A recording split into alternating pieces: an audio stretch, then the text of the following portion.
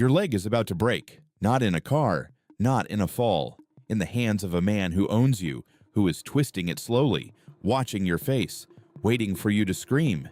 And you do not scream. You say one quiet sentence, a sentence so strange that 2,000 years later, people are still trying to understand it, because in that moment of pure agony, this man discovered something most people never find in a lifetime of comfort, a secret about pain itself, a secret that turned the worst day of his life into the foundation of everything he became. What did he say? And why did it make him unbreakable? Hold that question, because by the end of this, you are going to understand it in your own body. Rome, 1st century, a young slave named Epictetus. He owns nothing, not his time, not his name, not his own body. His master can sell him, beat him, kill him on a whim, and no law on earth would object. This is the bottom of the world. There is no lower place a human being can stand. And one day, the stories tell us, his master begins to torture him. He takes Epictetus by the leg and starts to twist. Most men in that position do one of two things. They beg, or they curse. They scream at the injustice of it, at the cruelty, at a universe that would let this happen to them. Epictetus does neither. Calmly, almost gently, he looks at his master and says, "If you keep twisting, you are going to break my leg." The master, enraged by the calm, keeps twisting, and the leg snaps. And Epictetus, without anger, without panic, says simply, "There, I told you it would break. Now stop." Sit with that for 1 second, because your instinct right now is to call this insane, inhuman, maybe even fake. How does a man feel his own bone shatter and respond like he is commenting on the weather? But here is what almost no one realizes. This was not numbness. This was not him pretending it did not hurt. The pain was real. The damage was permanent. He walked with a limp for the rest of his life. Something else was happening inside him, something he had trained for. And it is the exact opposite of what you think strength is, because we are taught that strength means controlling what happens to us, fighting, forcing, bending the world to our will. Epictetus had learned the most dangerous truth a human being can learn, and it nearly sounds like surrender.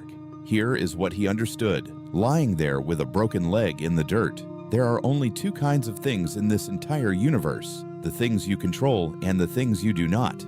And the list of things you actually control is brutally, almost insultingly short. Not your reputation, not your health, not whether people love you, not whether the economy crashes, whether the diagnosis is bad, whether the person you trusted walks out the door. You control one thing: your response, the judgment you make about what happened. That is the entire kingdom you were given. And everything else, every external thing, is weather. It comes. It goes, and screaming at the rain has never once stopped it from falling. Epictetus could not stop the leg from breaking. That was weather, but the suffering on top of the pain, the bitterness, the why me, the rage that poisons a man from the inside long after the wound has healed, that was his, that he could refuse. Now here is where it reaches across 2,000 years and touches you, because you have done the opposite of this. We all have. Think about the last time something went wrong, really wrong, the message that did not come, the job that went to someone else, the morning you woke up and felt the weight of your life pressing down before your eyes were even open. What did you do? You replayed it. You argued with reality in your head. You built a courtroom in your mind and put the universe on trial for what it had done to you. It should not have happened. It is not fair. If only things were different. And how did that feel? Did the replaying fix anything? Or did it just twist your own leg over and over long after your master had let go? This is the trap. We think we are suffering because of what happened, but most of our suffering comes from our war against what happened. The endless, exhausting refusal to accept the thing that is already unchangeably real. Epictetus saw the war, and he laid down his weapons, not because he was weak, because he finally understood where his real power was. But acceptance alone is not the secret. Acceptance is only halfway there. A man can accept his fate and still be miserable, still be gray, still be quietly defeated. The Stoics who came after Epictetus reached for something far more radical, something that sounds at first like madness. They did not just want to accept their fate, they wanted to love it. There is a phrase for this, Amor Fati, the love of fate. And it does not mean what you think it means. It does not mean you sit back and let life roll over you.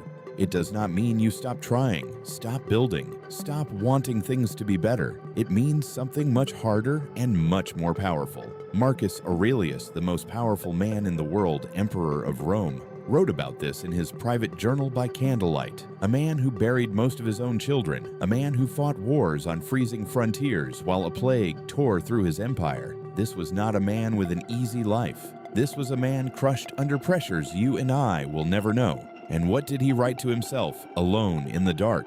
He wrote that you should accept the things to which fate binds you and love the people with whom fate brings you together, but do it with all your heart.